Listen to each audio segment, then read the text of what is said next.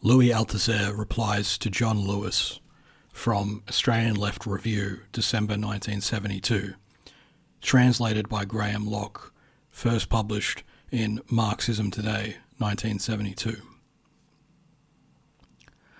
The following text is a reply to an article by John Lewis, which appeared in two parts in the January and February issues of Marxism Today. The author has agreed to the addition of a small number of notes by the translator, Grahame Locke, designed to clarify certain points for British readers.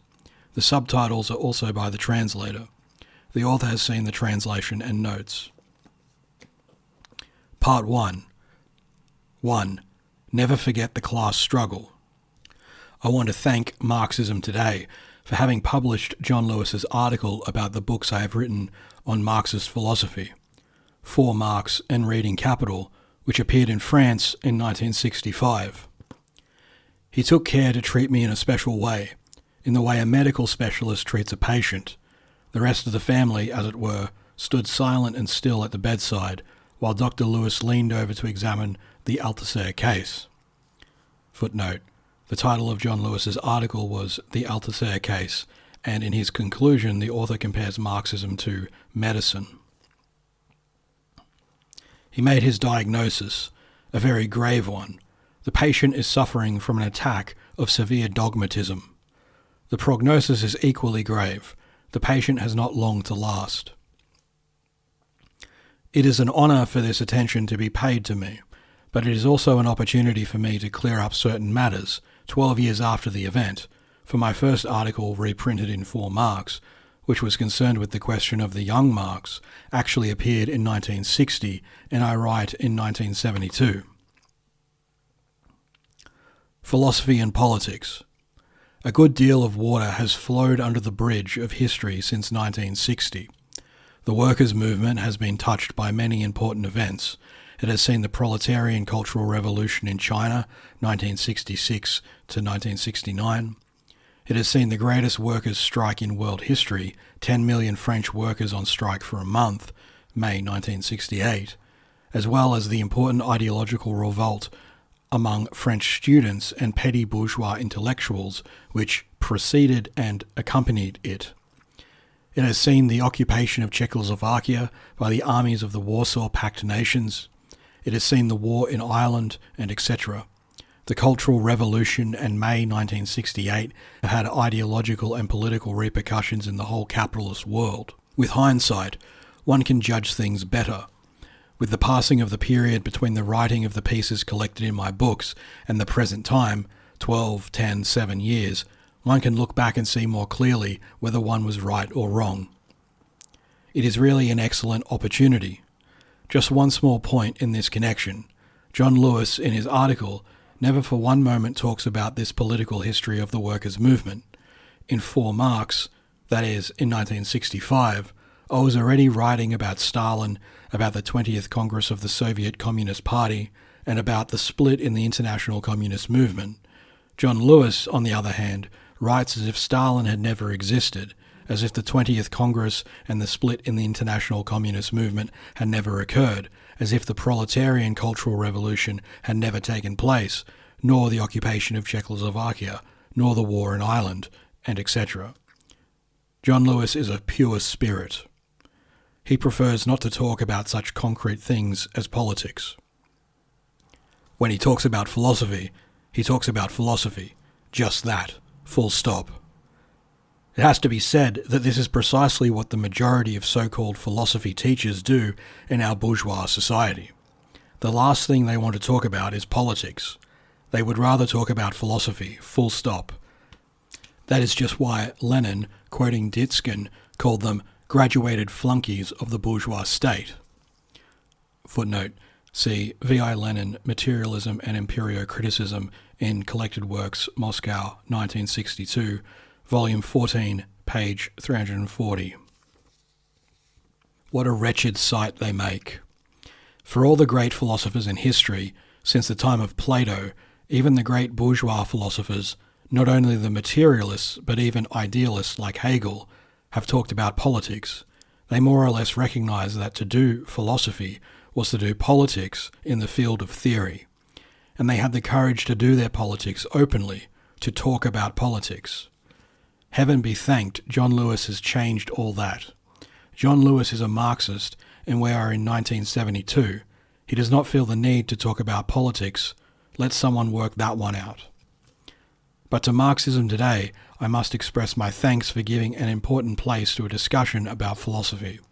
It is quite correct to give it this important place. The point has been made not only by Engels, and of course by Lenin, but by Stalin himself. And, as we know, it has also been made by Gramsci and by Mao. The working class needs philosophy in the class struggle. They need not only the Marxist science of history, historical materialism, but also Marxist philosophy, dialectical materialism. Why? I should like to reply by using a formula. I will take the personal risk of putting it this way. The reason is that philosophy is, in the last instance, class struggle in the field of theory. Footnote: one must always add "in the last instance" so as not to be misunderstood. I will explain in another place why it is necessary to be precise in this way, not simply to say that philosophy is class struggle in the field of theory, but to add that it is, in the last instance, that this is the case. All this is perfectly orthodox. Engels, whom Lenin quotes on this point in What Is to Be Done, wrote in 1874, in a supplement to his preface to the Peasant War, that there are three forms of the class struggle. The class struggle has not only an economic form and a political form, but also a theoretical form, or if you prefer, the same class struggle exists and must be fought out by the proletariat in the economic field, in the political field, and in the theoretical field. When it is fought out in the theoretical field, the class struggle is called philosophy. Footnote: see Note 3. Althusser's formula may be compared with a number of propositions he put forward on the same question in 1969 in the article Lenin Before Hegel, in Lenin and Philosophy, pages 103 to 120. 1. Philosophy is not a science, and it has no object in the sense in which a science has an object. 2. Philosophy is a practice of political intervention carried out in a theoretical form. 3. It intervenes essentially in two privileged domains, the political domain of the effects of the class struggle and the theoretical domain of the effects of scientific practice. 4. In its essence, it is itself produced in the theoretical domain by the conjunction of the effects of the class struggle and the effects of scientific practice. 5. It therefore intervenes politically, in a theoretical form, in the two domains, that of political practice and that of scientific practice, these two domains of intervention being its domains, insofar as it is itself produced by the combination of effects from these two practices. 6. All philosophy expresses a class position, a partisanship, in the great debate which dominates the whole history of philosophy, the debate between idealism and materialism. 7. The Marxist-Leninist revolution in philosophy consists of a rejection of the idealist conception of philosophy, philosophy as an interpretation of the world, which denies that philosophy expresses a class position, although it always does so itself, and the adoption of the proletarian class position in philosophy, which is materialist, i.e. the inauguration of a new materialist and revolutionary practice of philosophy, which induces effects of class division in theory. All these theses can be found in Materialism and Empirio-Criticism by Lenin. All I have done is to begin to make them more explicit. Now, some people will say that all this is nothing but words, but that is not true. These words are weapons in the class struggle in the field of theory, and since this is part of the class struggle as a whole, and since the highest level of the class struggle is the political class struggle, it follows that these words which are used in philosophy are weapons in the political struggle. Lenin wrote that politics is economics in a concentrated form. We can now add that philosophy is politics in a concentrated form. This is a schematic formula. No matter, it expresses its meaning quite well. Everything that happens in philosophy has, in the last instance, not only political consequences in philosophy, but also political consequences in politics, in the political class struggle. We will show in a moment why that is so. Of course, since I cite Engels and Lenin in support of my point, John Lewis will surely say once again that I am talking like the last champion of an orthodoxy in grave difficulties. Okay, I am the defender of orthodoxy, of that orthodoxy which is called the theory of Marx and Lenin. Is this orthodoxy in grave difficulties? Yes, it is and has been since it came to birth, and these grave difficulties are the difficulties posed by the threat of bourgeois ideology. John Lewis says that I am crying in the wilderness. Is that so? No, it is not. For communists, when they are Marxists, and Marxists when they are communists, never cry in the wilderness, even when they are alone. Why is that? We shall see. I therefore take my stand on this theoretical basis of Marxism, a basis which is orthodox precisely insofar as it is in conformity with the theory of Marx and Lenin, and it is on this basis that I want to take issue both with John Lewis and with my own past errors, on the basis of the need to carry on the class struggle in the field of theory, as Engels and Lenin argued, and on the basis of the definition of philosophy which I have proposed in this article. Philosophy is, in the last instance, class struggle in the field of theory. I will therefore leave aside all the rather imprudent remarks, some of them psychological, which John Lewis thought it useful to make at the end of his article about Althusser's whole style of life and writing. John Lewis is, for example, very worried, very put out, quite upset, good humanist that he is, by the fact that Althusser argues exhaustively and with an extreme dogmatism, in a way which makes him think not so much of the scholastics, who were great philosophers of the Middle Ages, but of the schoolmen, commentators of commentators, erudite splitters of philosophical hairs, who could not rise above the level of quotation. Thank you, but really, this kind of argument has no place in a debate between communists in the journal of a communist party. I will not follow John Lewis onto this ground. I approach John Lewis as a comrade, as a militant of a fraternal party, the Communist Party of Great Britain. In the face of the history of the workers' movement, in the face of the theoretical and practical work of Marx and Lenin, all communist parties are equal in virtue of proletarian internationalism, and all their militants are equal. I will try to speak plainly and clearly in a way that can be understood by all such militants. So as not to make my reply too long, I will only take up those theoretical questions which are most important, politically speaking, for us today in 1972. 2. What worries John Lewis?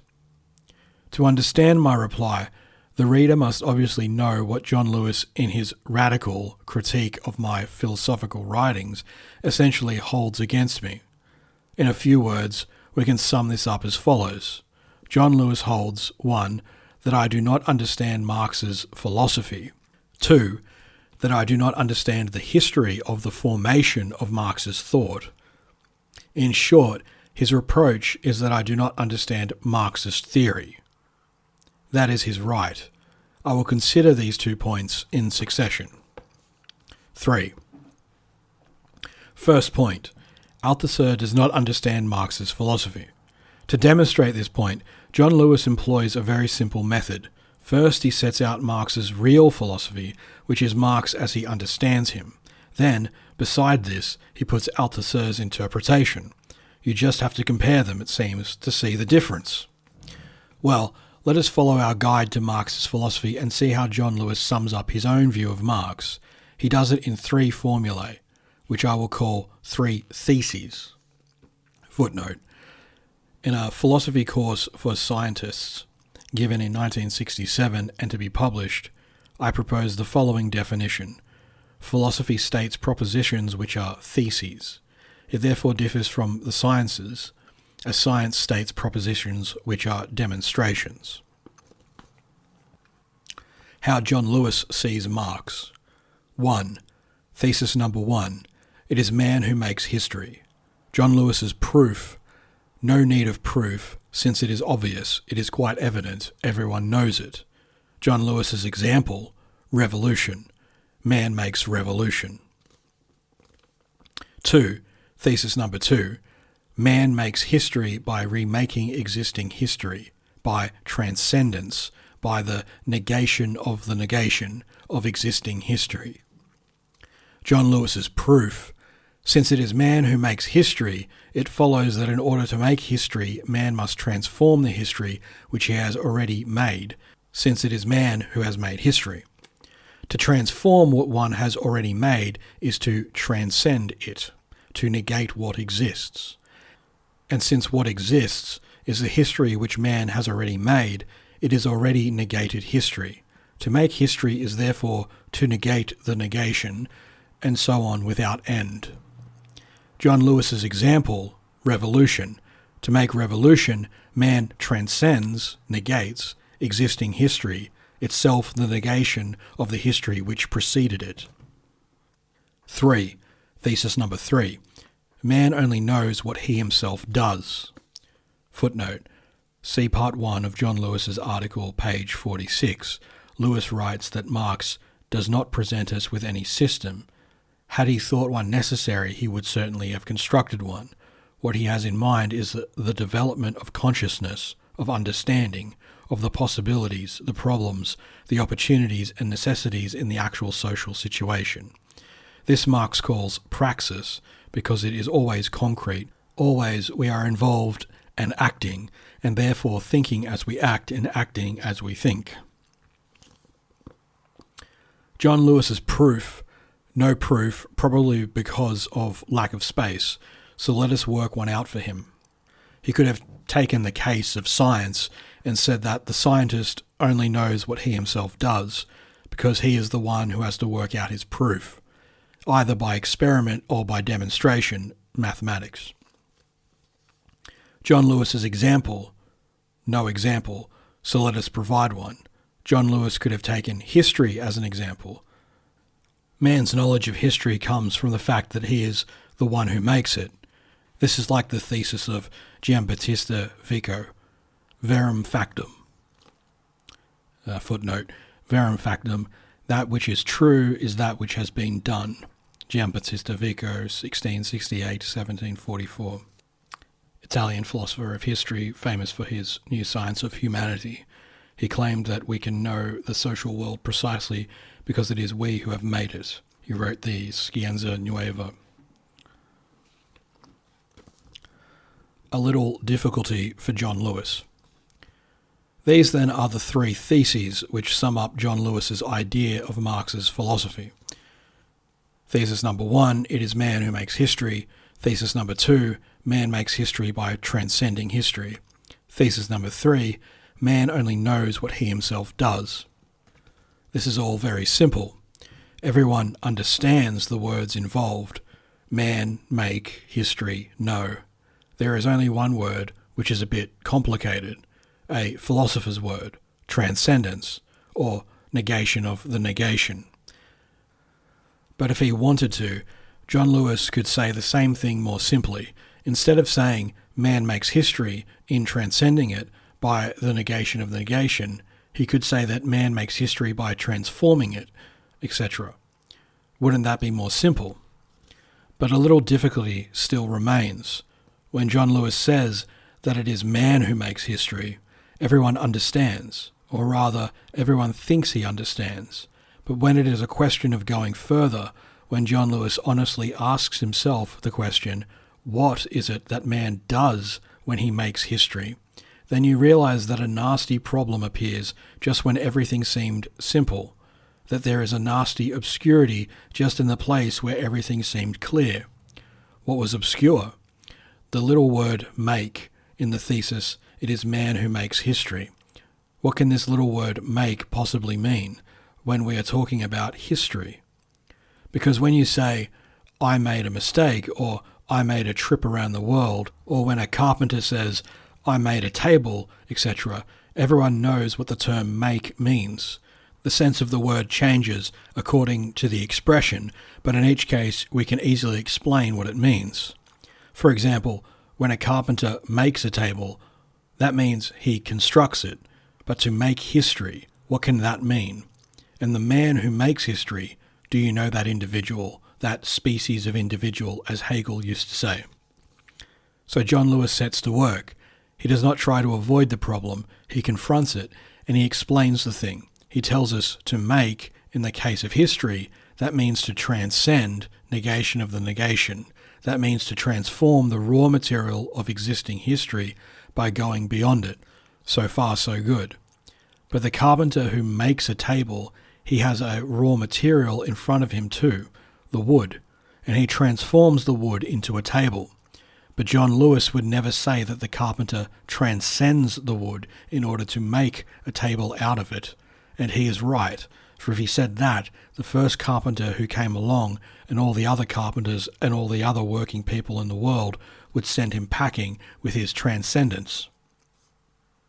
John Lewis uses the term transcendence, negation of the negation, only for history. Why? We have to work out the answer, for John Lewis himself does not provide any explanation.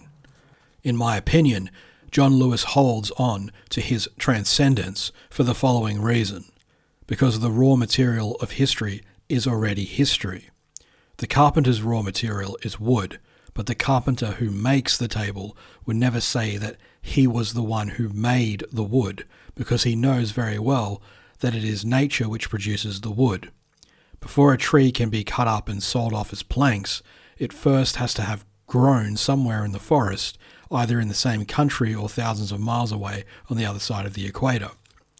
Now, for John Lewis, it is man who has made the history with which he makes history. In history, man produces everything. It is not only the result, the product of his labour, which is history, so is the raw material that he transforms. Aristotle said that man is a two-legged, reasoning, speaking, political animal. Franklin, quoted by Marx in Capital, said that man is a tool-making animal. John Lewis is a philosopher of quite another class from Aristotle or Marx. John Lewis says that man is not only a tool-making animal, but an animal who has history, in the strong sense, because he makes everything. He makes the raw material. He makes the instruments of production.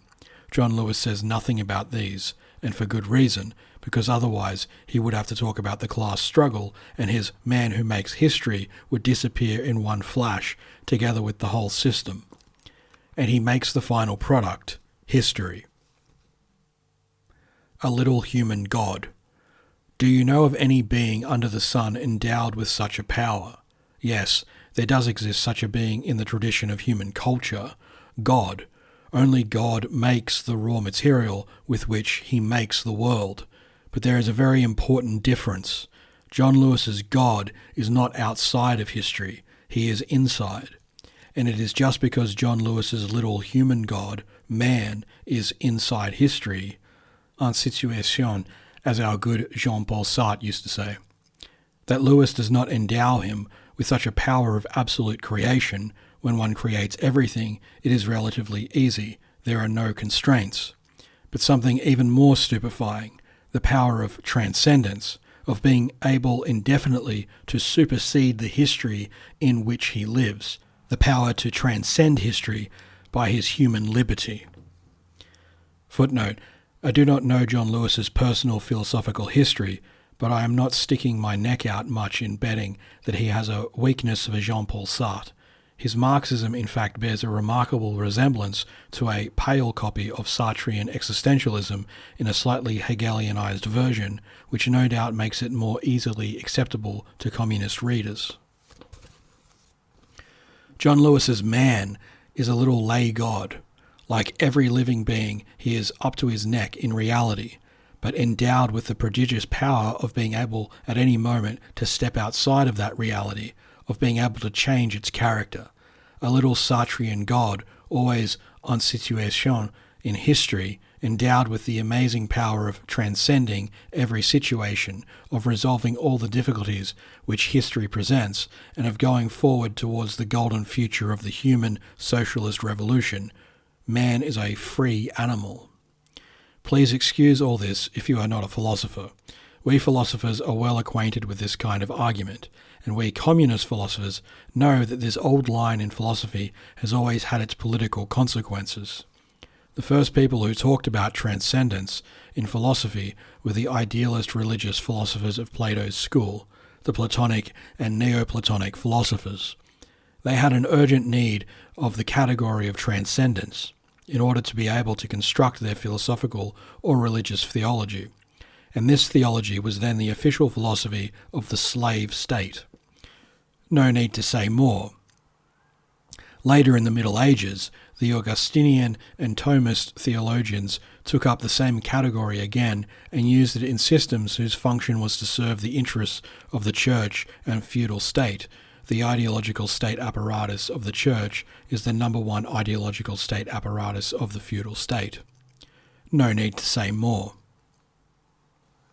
Much later, with the rise of the bourgeoisie, the notion of transcendence received in Hegelian philosophy a new function, the same category but wrapped in the veil of the negation of the negation.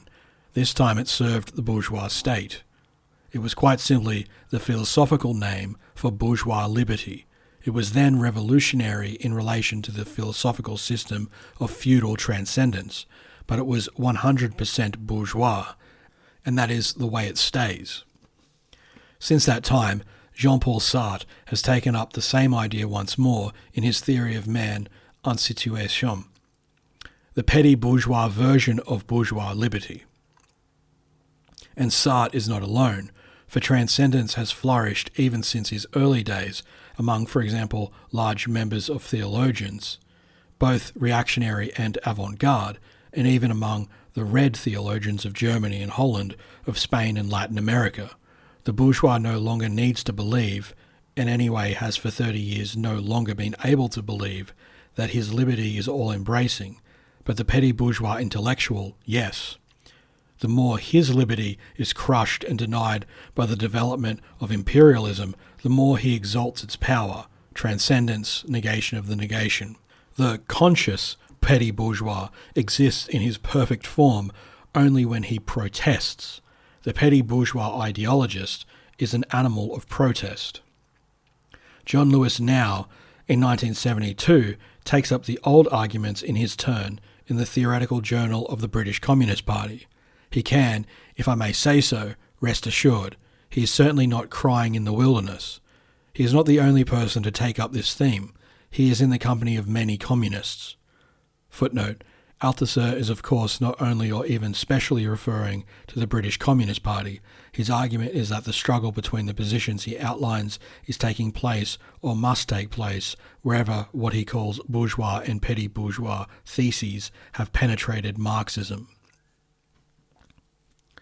Everyone knows that, but why should it be that since the 1960s it has been so easy to find communists eager to resurrect this worn-out philosophy of petty bourgeois liberty, and yet still claiming to be Marxists?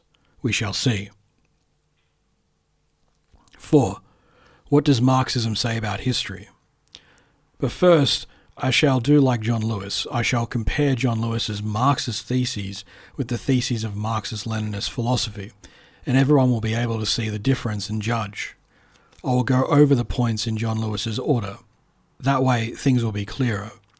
I am making an enormous concession to John Lewis by taking his order because his order is idealist, but we will do him the favour. To understand what follows, note that in the case of each thesis, 1, 2 and 3, I begin by repeating Lewis's thesis and then state the Marxist-Leninist thesis. 1. Thesis number 1.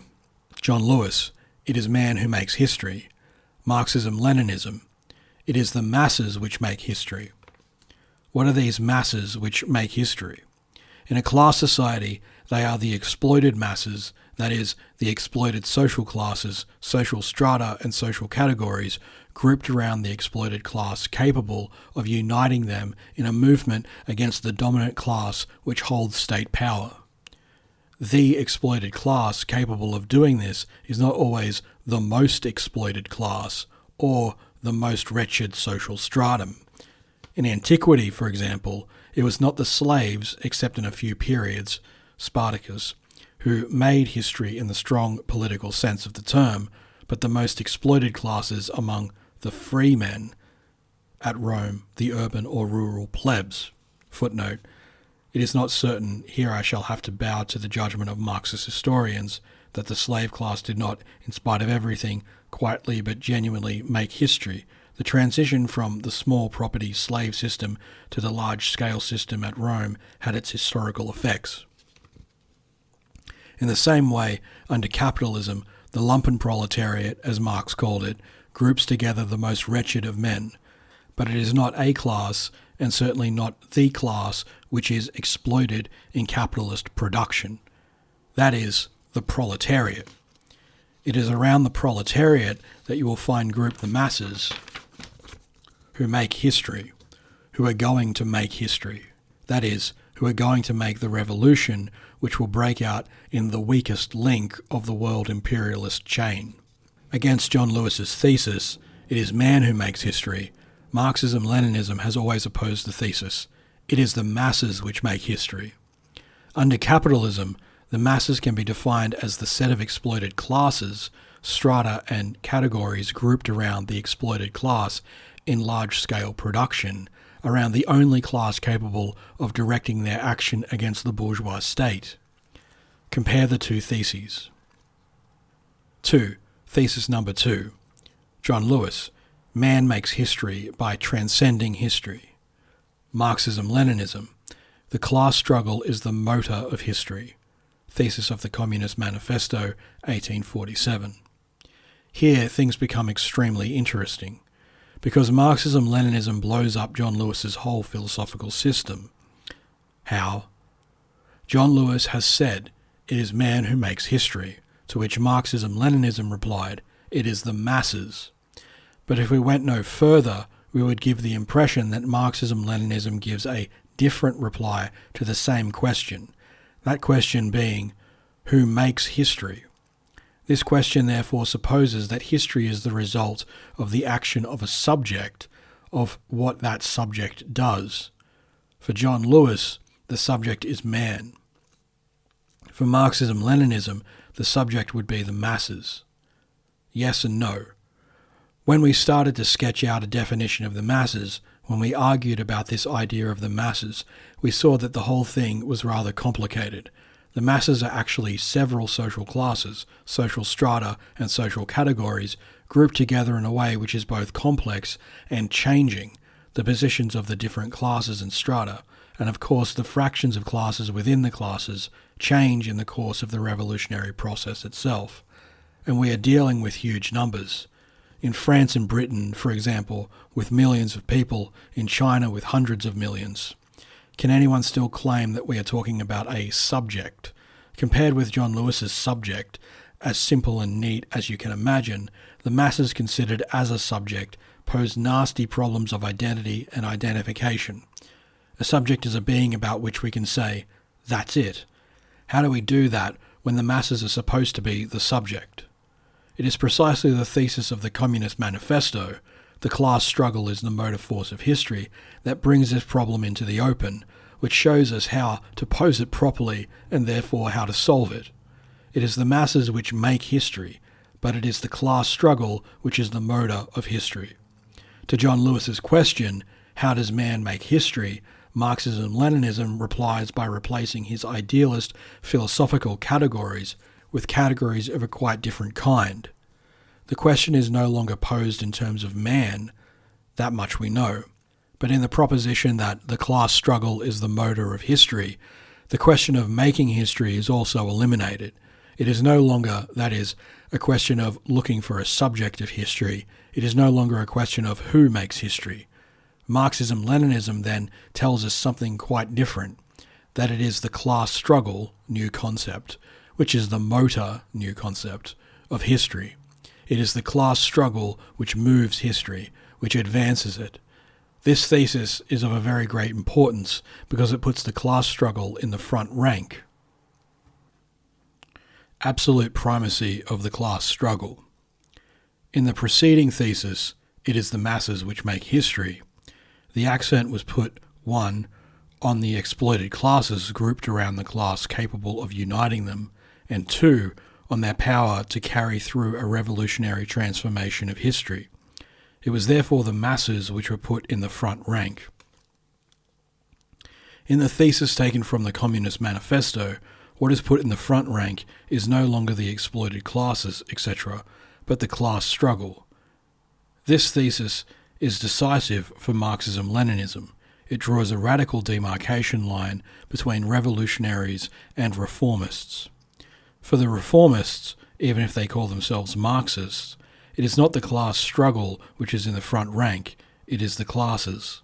Let us take a simple example and suppose that we are dealing with just two classes. For the reformists, these classes exist before the class struggle, a bit like two football teams exist separately before the match. Each class exists in its own camp, lives according to its particular conditions of existence. One class may be exploiting another, but for reformism, that is not the same thing as class struggle. One day, the two classes come up against one another and come into conflict. They begin a hand-to-hand battle, the battle becomes acute, and finally the exploited class defeats its enemy. That is revolution. However you turn the thing around, you will always find the same idea here. The classes exist before the class struggle, independently of the class struggle. The class struggle exists only afterwards. Revolutionaries, on the other hand, consider that it is impossible to separate the classes from class struggle.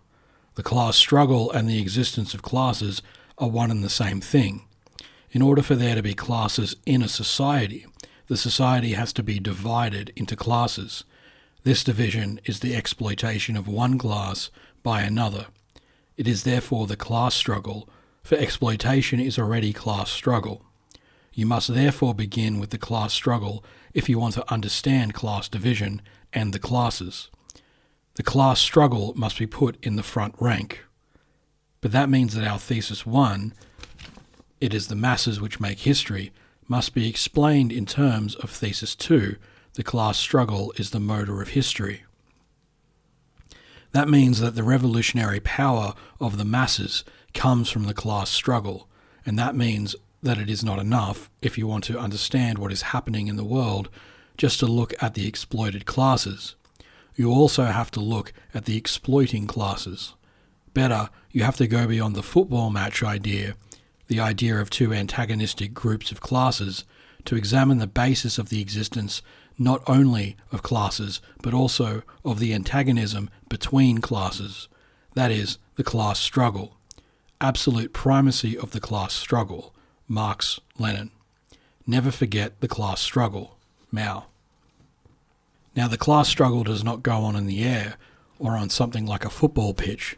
It is rooted in the mode of production and exploitation in a given class society. You therefore have to consider the material basis of the class struggle, that is, the material existence of the class struggle. It is the unity of the relations of production and the productive forces of a given mode of production in a concrete historical social formation, which is at the same time the basis, Marx, of the class struggle and its material existence. It is the profound truth which Marxism-Leninism expresses in the well-known thesis of class struggle in the infrastructure, in the economy, in class exploitation, and in the thesis that all the forms of the class struggle are rooted in economic class struggle. When that is clear, the question of the subject of history disappears. History is an immense, natural human system in movement, and the motor of history is class struggle. History is a process, and a process without a subject.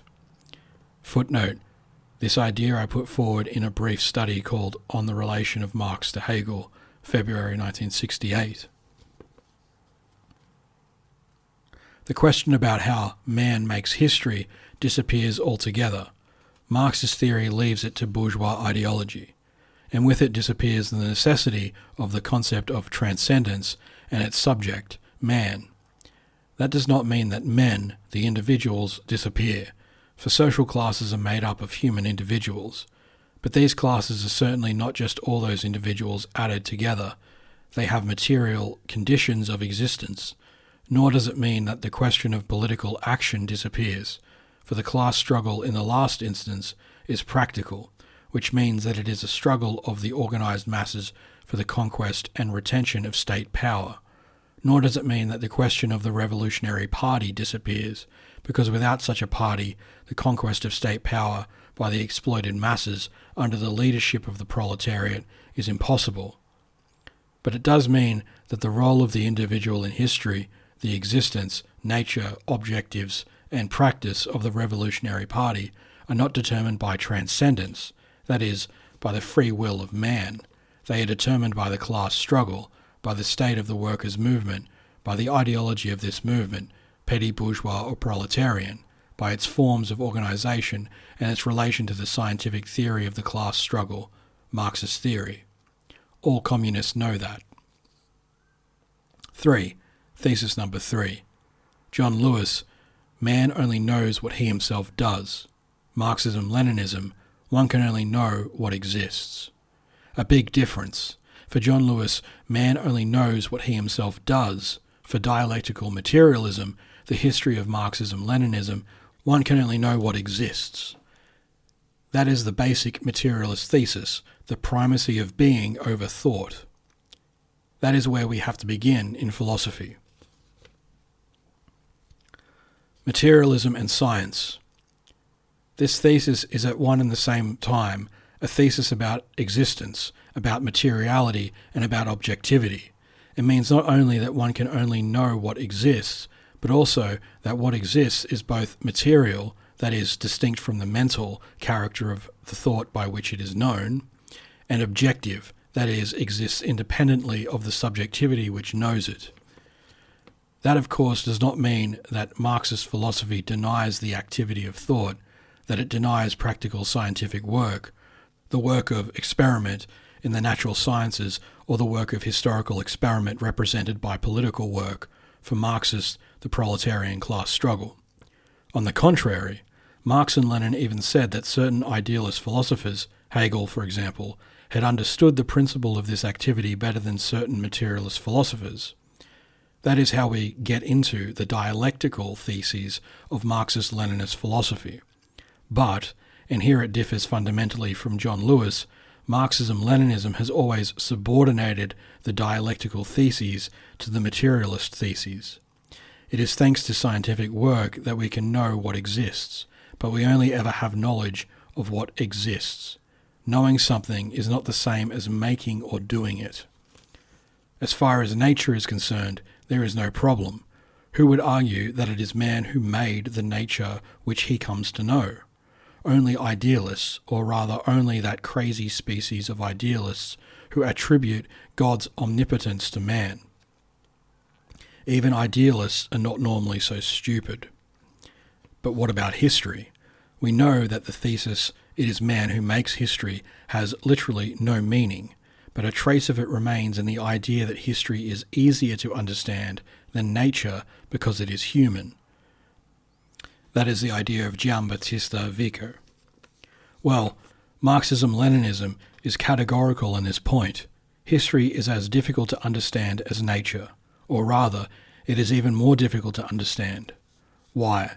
Because men always think they understand it, because each ruling and exploiting class offers them its explanation of history in the form of its own dominant ideology, which serves its class interests and keeps men under its heel.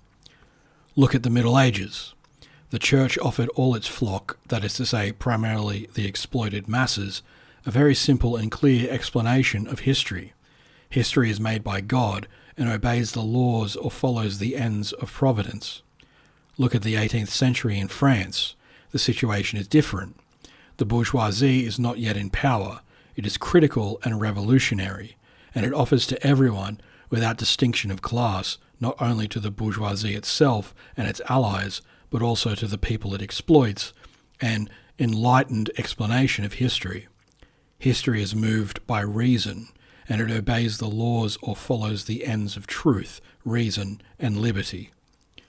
If history is difficult to understand scientifically, It is because between real history and men there always comes a class ideological explanation of history, a class philosophy of history in which the masses spontaneously believe. Why? Because this ideology is pumped into them by the ruling or ascending class and serves class exploitation. In the 18th century, the bourgeoisie is already an exploiting class. To succeed in piercing this ideological and idealist smokescreen of the ruling classes, the special circumstances of the first half of the 19th century were required. The class struggles following the French Revolution, the first proletarian class struggles, plus English political economy, plus French socialism.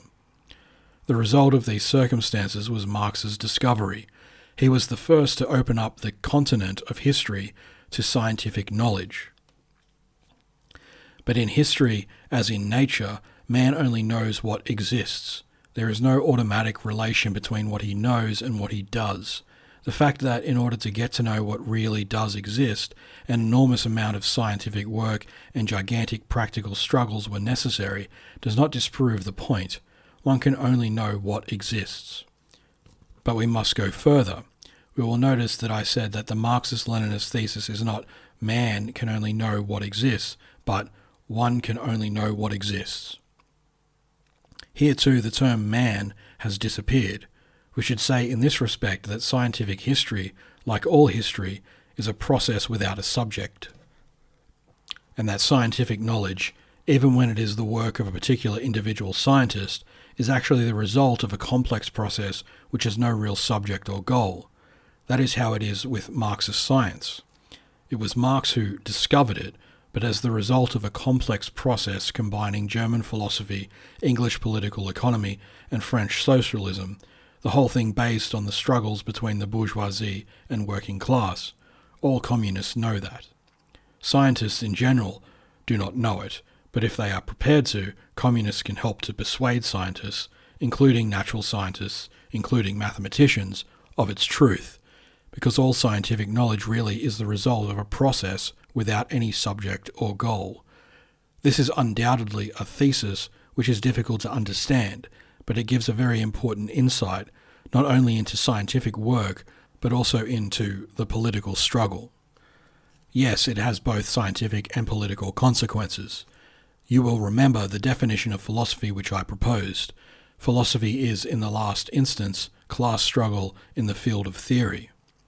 If philosophy is class struggle in the field of theory, it is political, and it has political effects. But if it is class struggle in the field of theory, it has theoretical effects both in the sciences and in certain ideologies. It also, of course, has effects in all the other fields of human activity, from the struggle for production, Mao, to art, etc. But I cannot deal with everything here. I will just say that as class struggle in the field of theory, philosophy has two main effects, in politics and in the sciences, in political practice and in scientific practice. All communists know that, or ought to know it, because Marxism-Leninism has never ceased to repeat it and to argue for it. Part 2. Philosophy and Revisionism. 1. Let us prove the point about the scientific and political effects of philosophical theses by comparing John Lewis's theses with the theses of Marxism-Leninism. That way we shall be able to see how philosophy functions. John Lewis's thesis, it is man who makes history. Theses of Marxism-Leninism, it is the masses which make history. The class struggle is the motor of history. Let us look at the effects of these theses. Effects in the field of science. When someone now, in 1972, defends the thesis that it is man who makes history, what effect does that have as far as the science of history is concerned? Can one make use of it to produce some scientific knowledge? In fact, it is of no use at all from this point of view. John Lewis does not show how one could get anything out of it which might be of use in teaching us about the way the class struggle works. You might say that he lacked the space to do so in a single article, so let us turn to his master, Jean-Paul Sartre, to the philosopher of human liberty, of man projecting himself into the future, transcendence, of man en situation, transcending his place in the world by his liberty. This famous philosopher has written 2 enormous books, Being and Nothingness, 1939, and later a book which deals with history and Marxism, Critique of Dialectical Reason, 1960. More than 2,000 pages. Did Jean-Paul Sartre manage to use the thesis that it is man who makes history to produce some scientific historical knowledge? Did this thesis enable him to produce scientific knowledge which would help us act in history? No, not a single bit of scientific knowledge came out of it. But someone will say, here's an example that proves the opposite of your thesis about philosophy. For this humanist philosophy has no effect at all on scientific knowledge. Sorry, I claim that the thesis defended by John Lewis and Jean-Paul Sartre really do have an effect. They prevent the development of existing scientific knowledge. They are an obstacle to knowledge. Instead of helping it to progress, they hold it back. More precisely, they take knowledge back to the state it was in before the scientific discoveries and developments made by Marx and Lenin. They take things back to the pre-scientific state. It is not the first time that this has happened in the history of humanity. For example, half a century after Galileo, that is, half a century after physics had been founded as a science, there were still philosophers who defended Aristotelian physics. They attacked Galileo's discoveries and wanted to take knowledge of the natural world back to its pre-scientific Aristotelian state. There are no longer any Aristotelian physicists, but the same thing is happening in other fields. For example, there are anti-Freudian psychologists, and there are anti-Marxist philosophers of history who carry on as if Marx had never existed or had never founded a science. They may be personally honest, they may even, like Sartre, want to help Marxism and psychoanalysis, but it is not their intentions that count. What counts are the real effects in science of their philosophy. The fact is that although he has Marx and Freud before him, Sartre is a pre-Marxist and pre-Freudian ideologist. Instead of helping to build on the scientific discoveries of Marx and Freud, he mixes things up and paralyzes research. That is how philosophy works in the sciences. Either it helps them to produce new scientific knowledge, or it tries to wipe out these advances and drag humanity back to a time when the science did not yet exist. Philosophy therefore works in the sciences in a progressive or retrogressive way. You can see what is at stake. It is not enough to say that what John Lewis or Sartre says does not help us to produce any scientific knowledge of history. It is not even enough to say that what they say represents an epistemological obstacle. Footnote, epistemology, literally talk, logos, about science, episteme, normally used to designate philosophical investigation or scientific practice. Epistemological obstacle, to use Gaston Bachelard's term. Footnote, Gaston Bachelard, French philosopher now dead, who introduced the idea of the epistemological obstacle, an obstacle to the development of science. We are forced to say that their thesis produces effects which are extremely harmful to scientific knowledge, retrogressive effects, because instead of helping us in 1972 to understand the great scientific treasure that we possess in the knowledge given us by Marx, they go back to zero. They take us back to the good old days of Hegel and Feuerbach, to the time before Marx's discovery, before his epistemological break. Footnote, epistemological break, a point of no return in theoretical history. When we examine the history of a science, we find that it does not grow in a gradual way out of pre-scientific ideas, but breaks with these ideas and replaces them with a new system. Althusser holds that the ideas expressed by Marx in his early works were still of a pre-scientific character. He therefore had to break with these ideas and replace them, though not of course all at once, for such a break involves a struggle with scientific ideas. Thus he founded the science of history, historical materialism, in very much the same way, to take an example, as Galileo founded the science of physics. They mix everything up, and thus they disarm revolutionary philosophers, theoreticians and militants. They disarm them because, in effect, they deprive them of an irreplaceable weapon, the objective knowledge of the conditions, mechanisms, and forms of the class struggle. The function of Marxist-Leninist philosophy. If you now look at the Marxist-Leninist theses, it is the masses which make history, the class struggle is the motor of history, the contrast is striking. These theses are on the side of a scientific understanding of history. They do not ignore Marx's scientific discovery. On the contrary, these philosophical theses are also proven propositions of the science of history, of historical materialism. Footnote: scientific propositions can therefore function as philosophical theses. This is a point which deserves to be considered more closely. These theses then take account of the existence of the science of history, but at the same time they help the working out of new explanations, of new scientific discoveries. For example, they force us to define the masses which are making history in class terms. Then again, they force us to define the form of union between the classes which make up the masses. As far as we are concerned, they put the working class in the forefront.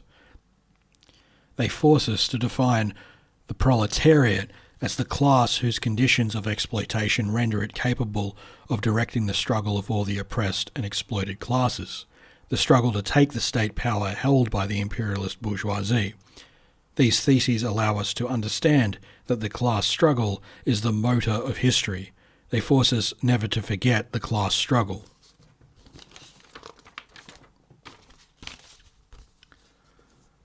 The theoretical consequences of these propositions are known to every communist. They require us, for example, to break with the bourgeois conception of political economy. Capital is subtitled A Critique of Political Economy, of the state, of ideologies, of culture, etc., etc. These theses help to stimulate scientific research in the field of the science of history. On the one hand, then, we have philosophical theses which have retrogressive effects in relation to theoretical work on the science of history.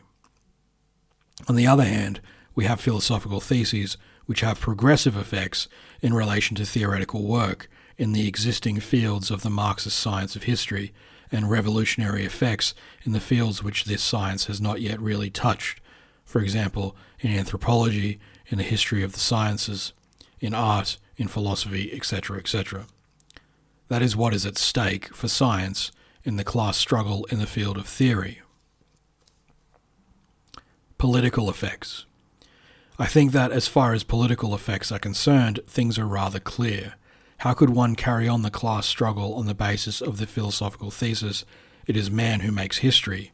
It might be said that this thesis serves everyone without distinction, whether he be a capitalist, a petty bourgeois, or a worker, because these are all men. But that is not true. It serves those whose interest it is to talk about man and not about the masses, about man and not about classes and the class struggle. Above all, it serves the bourgeois class. It also serves the petty bourgeoisie.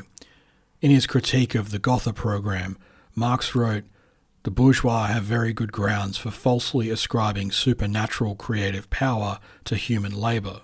Footnote: Marx was therefore criticizing the socialist John Lewis's of his time, inscribed in the unity program of the German Socialist Democratic Party and Lassalle's party. Labour is the source of all wealth and all culture. Why?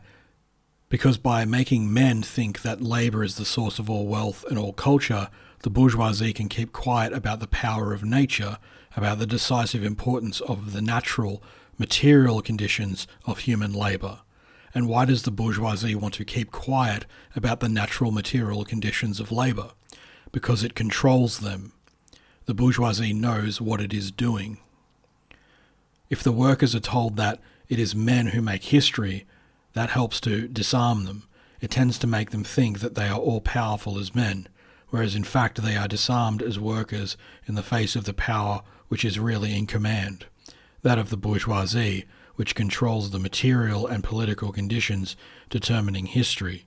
The humanist line turns them away from the class struggle, prevents them from making use of the only power they possess, that of their organisation as a class, by means of their class organisations, the trade unions, the party.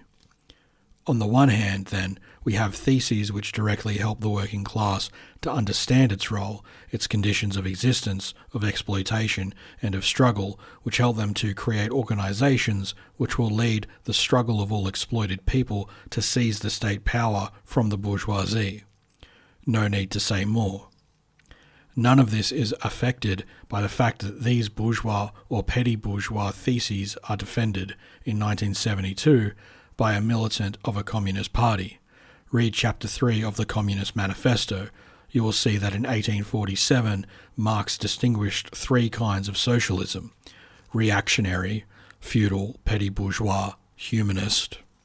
Footnote: Marx called it German or true socialism. He writes that these German literati wrote their philosophical nonsense beneath the French original. For instance, beneath the French criticism of the economic functions of money, they wrote alienation of humanity. Socialism, conservative or bourgeois socialism, and critical utopian socialism and communism. You have the choice. Read the great polemical writings of Engels and of Lenin about the influence of bourgeois ideology in the workers' parties, reformism, revisionism. You have the choice. What we want to know now is how, after so many solemn warnings and so many testing experiences, it is possible for a communist, John Lewis, to present his theses as Marxist. We shall see. 2. But first I will deal with John Lewis's second reproach, that Althusser does not understand the history of the formation of Marx's thought. I will deal with it briefly so as not to hold up the reader. Does something really happen in 1845? Here I must make my self-criticism and give way to John Lewis on one precise point. In my first essays, I suggested that after the epistemological break of 1845, after the discovery by which Marx founded the science of history, the philosophical categories of alienation and of the negation disappear. John Lewis replies that this is not true, and he is right. You certainly do find these concepts, directly or indirectly, in the German ideology, in the Grundrisse, two texts which Marx never published, and also, though much more rarely, in Capital. The negation of the negation, for example, appears only once. On the other hand, John Lewis would have a hard job finding these concepts in the Communist Manifesto, in The Poverty of Philosophy, in Wage, Labour and Capital, in his contribution to the critique of political economy, in the critique of the Gotha program, or in the notes on Wagner's textbook, and this is to cite only theoretical texts. As far as the political texts are concerned, and this, of course, is equally true of the political texts of Lenin, Gramsci, or Mao, well, he can always try. But in any case, formally speaking, John Lewis is right, and so, even if his argument in fact depends on leaving aside all the texts which could bother him, I must nevertheless reply. Here briefly is my reply. 1. If you look at the whole of Marx's work, there is no doubt that there does exist a break in 1845. Marx says so himself, but no one should be believed simply on his word, not even Marx. You have to judge on the evidence. Nevertheless, the whole of Marx's work shows him to be right on this point. In 1845, Marx began to lay down the foundations of a science which did not exist before he came along, the science of history. And in order to do that, he set out a number of new concepts which cannot be found anywhere in his humanist works of youth. Mode of production, productive forces, relations of production, infrastructure, superstructure, ideologies, etc. No one in the world can deny that. If John Lewis still doubts the reality of this break, or rather of this eruption of a new science in a still ideological or pre-scientific universe, he should compare two judgments made by Marx on Feuerbach and Proudhon. Feuerbach is described in the 1844 manuscripts as a philosopher who has made extraordinary discoveries, who has discovered both the basis and the principle of the critique of political economy. But a year later, in the Theses on Feuerbach and in the German Ideology, he is the object of an all-out attack. After that, he simply disappears. Proudhon is described in The Holy Family, end of 1844, as the scientific theoretician of the French proletariat. But in 1847, in The Poverty of Philosophy, he gets a hiding from which he will never recover. After that, he simply disappears.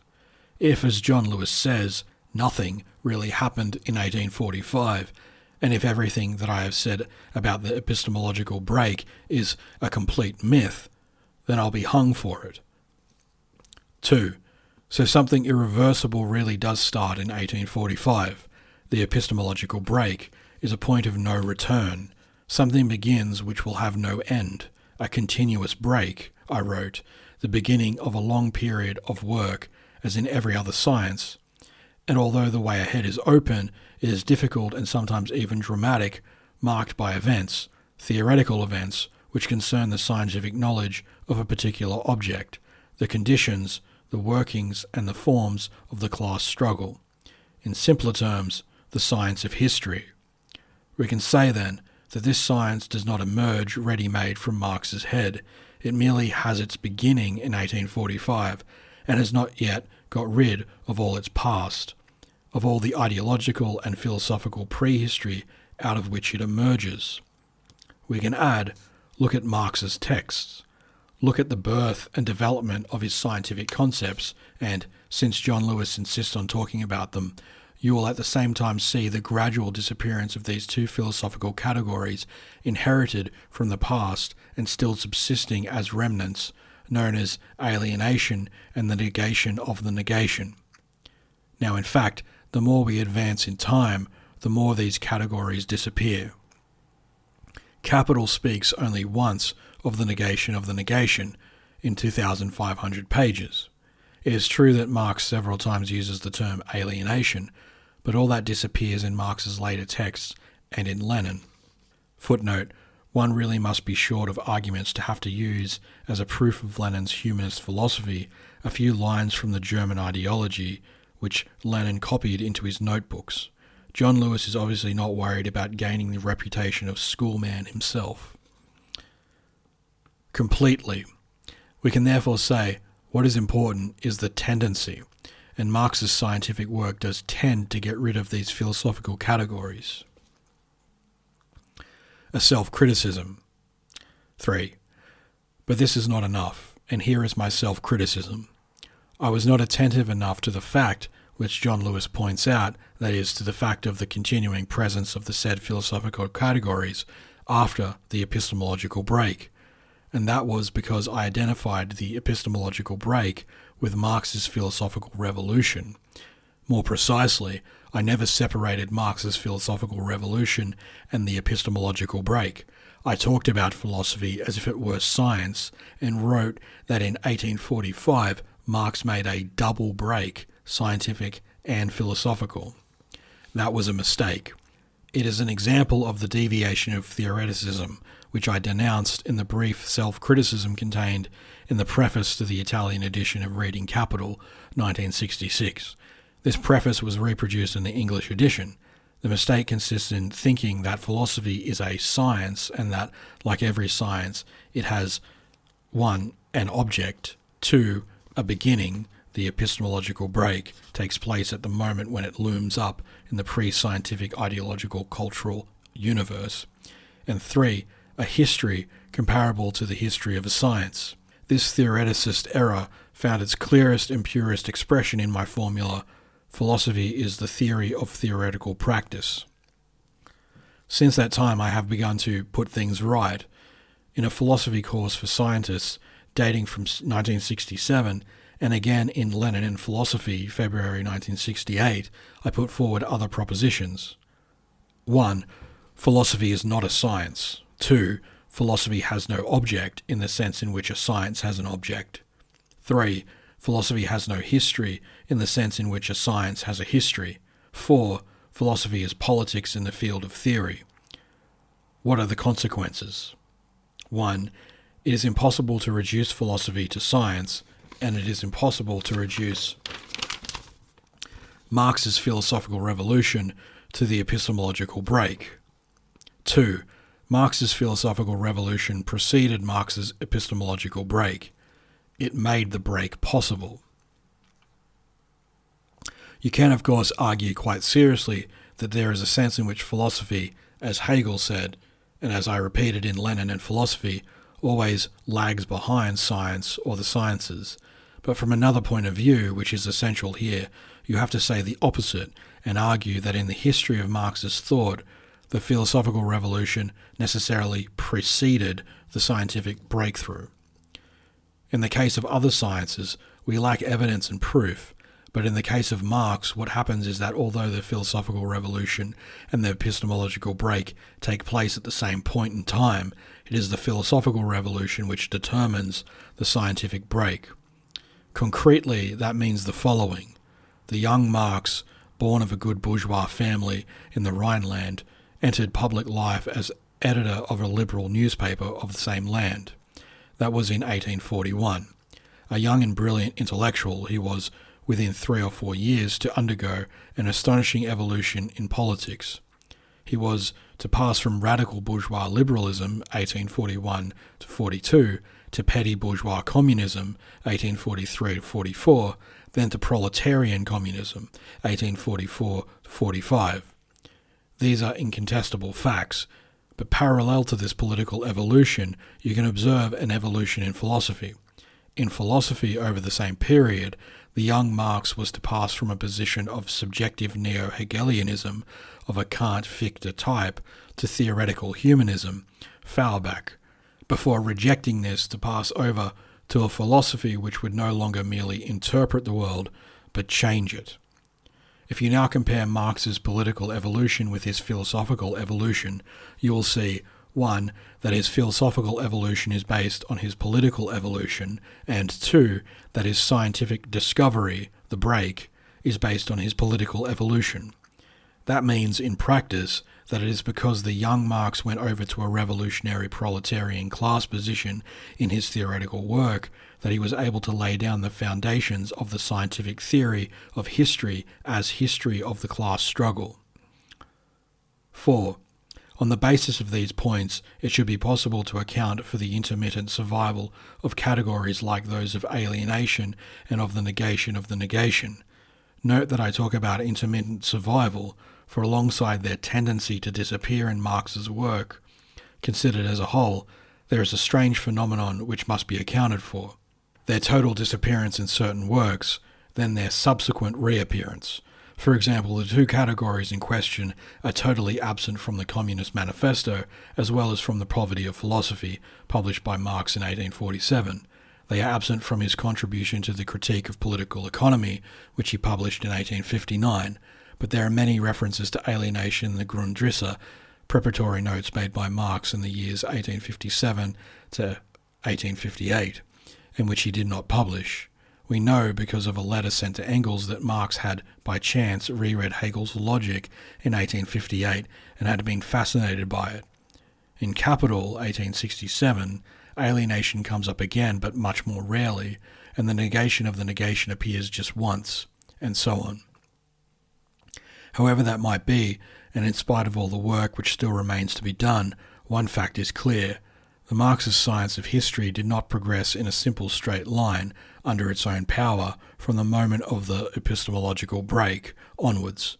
If it is true that Marx had to go over to proletarian class positions in his theoretical work in order to be able to found the science of history, he did not make that transition all at once and for all, with no going back.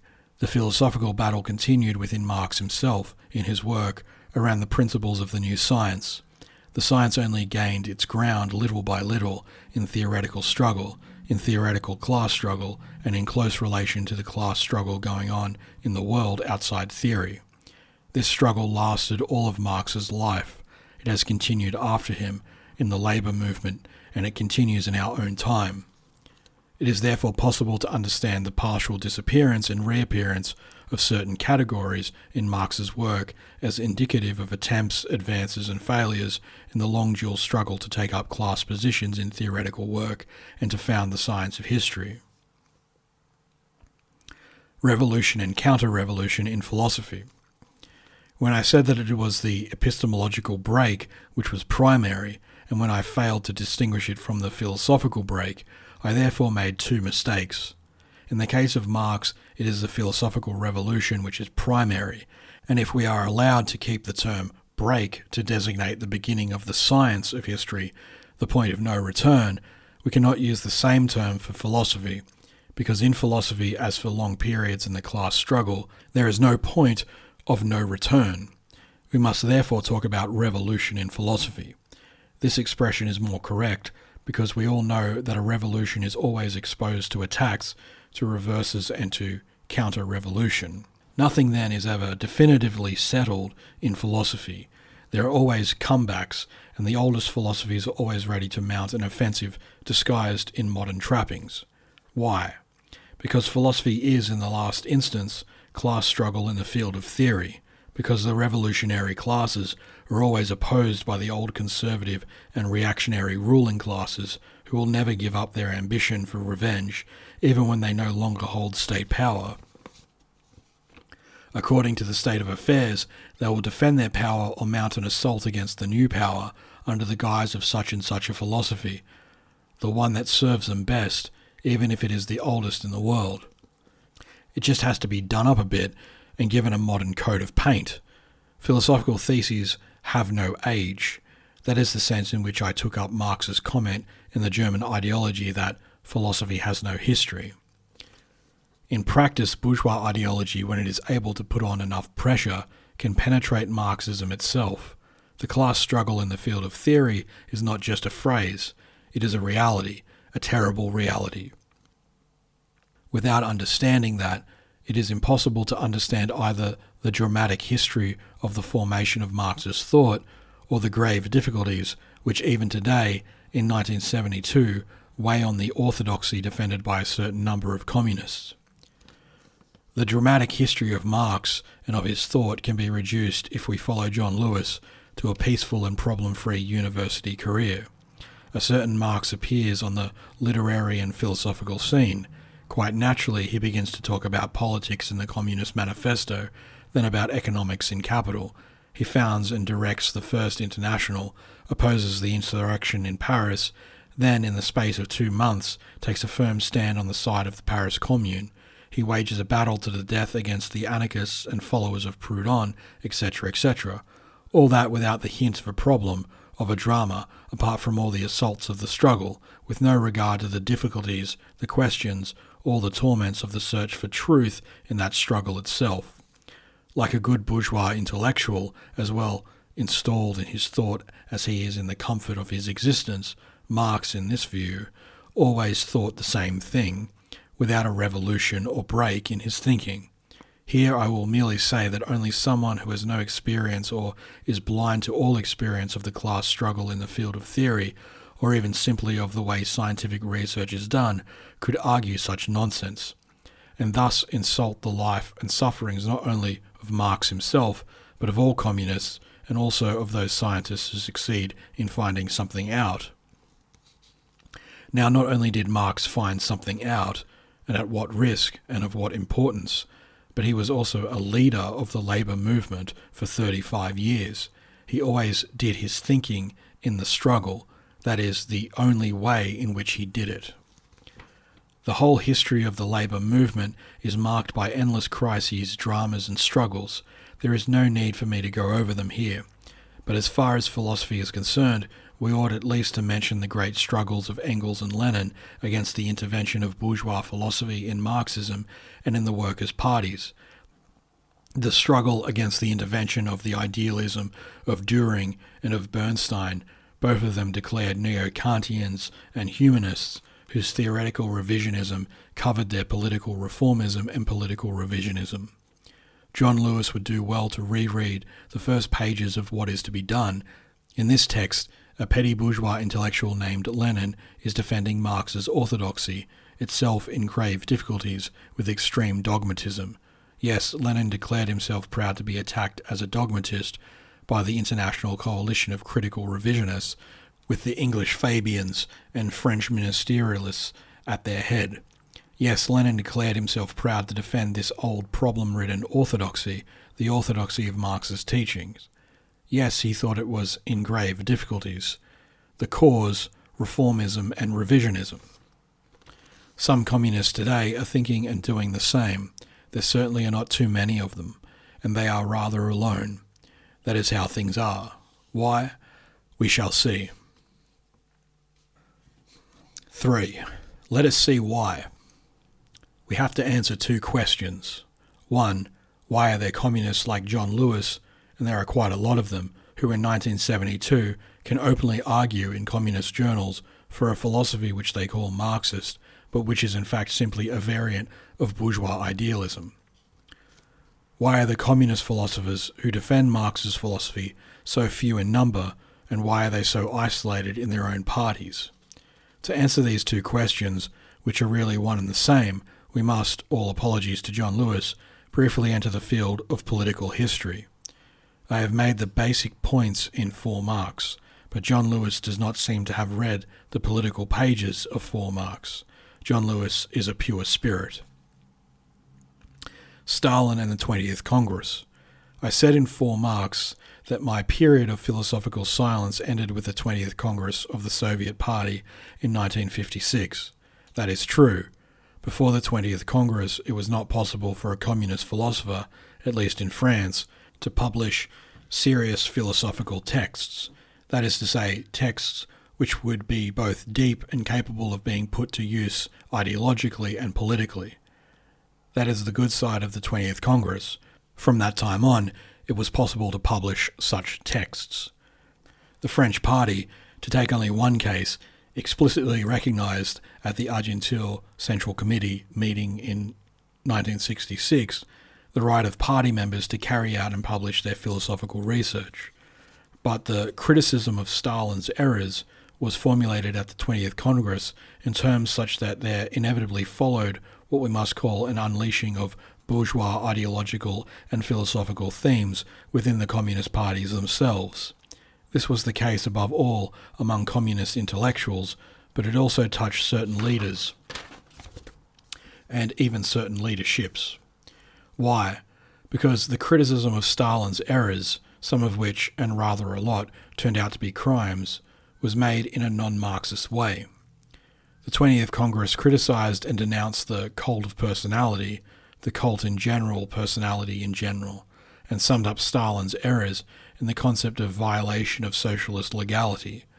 The 20th Congress therefore limited itself to denouncing certain facts about what went on in the legal superstructure without relating them, as every Marxist analysis must do, firstly to the rest of the Soviet superstructure, above all the state and party, and secondly to the infrastructure, namely the relations of production, class relations, and the class struggle in the USSR. Instead of relating the violations of socialist legality to 1. the state plus the party, and 2. the class struggle, the 20th Congress instead related them to the cult of personality. That is, it related them to a concept which, as I pointed out in For Marx, cannot be found in Marxist theory. I now venture to say that it can perfectly well be found elsewhere, in bourgeois philosophy and psychosociological ideology. If you take communist philosophers and other communist intellectuals and set them officially on a bourgeois ideological and philosophical line in order to criticize a regime under which they and others have suffered deeply, you must not be surprised when the same communist philosophers and intellectuals go straight forward on the road of bourgeois philosophy. It has been opened up right in front of them.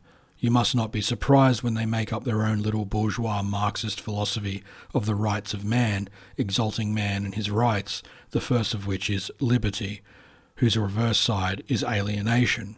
It is quite natural that they will lean on Marx's early works, that is what those works are there for, and then on humanism in all its forms.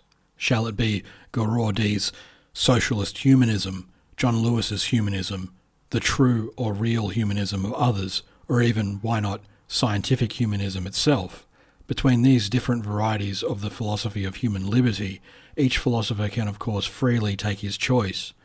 All that is perfectly normal. Two things which are not the same. Having said that, we must add that it is important not to mix things up which, politically speaking, ought not to be confused, things which are quite different from one another. The humanist reactions of Western communist theoreticians, and even of some from Eastern Europe, are one thing. It would, however, be an extremely serious political mistake, for example, to claim to judge and condemn, on account of an adjective, human, something like socialism with a human face, a slogan under which the Czech masses let everyone know, even if the form was sometimes confused, about their class and national grievances and aspirations. It would be an extremely serious political mistake to confuse this national mass movement, this important historical fact, with the humanist pedantry of our Western, sometimes communist philosophers, or of such and such a philosopher of Eastern Europe. There were intellectuals in the Czech national mass movement, but it was not a movement of intellectuals. What the Czech people wanted was socialism and not humanism. They wanted a socialism whose face, not the body does not occur in the formula, would not be disfigured by practices unworthy both of themselves, the Czech people, a people of a high political culture, and of socialism. A socialism with a human face. The adjective is in the right place. The national mass movement of the Czech people, even if it is no longer to be heard of, and the struggle is nevertheless still going on, merits the respect and support of all communists, exactly as the humanist philosophies of Western intellectuals at ease in their academic chairs or elsewhere, the philosophies of Marxist humanism, whether they are called true or scientific, merit the criticism of all communists. It is for all the reasons outlined above, then, that there are cases like John Lewis in the Western Communist parties, and that there are rather a lot of them.